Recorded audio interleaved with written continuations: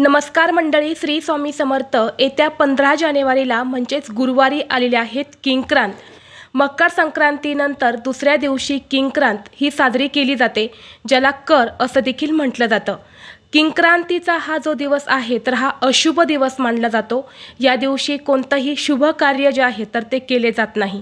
परंतु किंक्रांतीचा हा जो दिवस आहे तर हा आपल्या घरात असणारी इडापिडा, नकारात्मकता, नजरबाधा, नजरदोष, मुलांच्या जीवनातील सर्व समस्या, अडचणी दूर करण्यासाठी खूप प्रभावी दिवस मानला जातो। असं म्हणतात की या दिवशी आपण जे काही वाईट गोष्टी दूर करण्यासाठी उपाय करतो तर त्या उपायांचा आपल्याला निश्चितच फळ प्राप्त होते।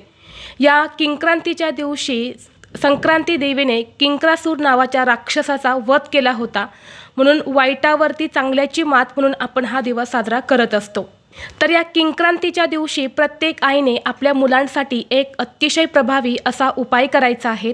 तर गुरुवारी प्रत्येक आईने मुलांवरून ही एक वस्तू उतरून टाकायची आहे। ही वस्तू उतरून टाकल्याने मुलांचे सर्व दोष, संकट, विघ्न, अडचणी नष्ट होऊन अभ्यासात प्रगती, नोकरीत भरभरून यश मिळेल, मुलांची प्रत्येक इच्छा ही पूर्ण होईल।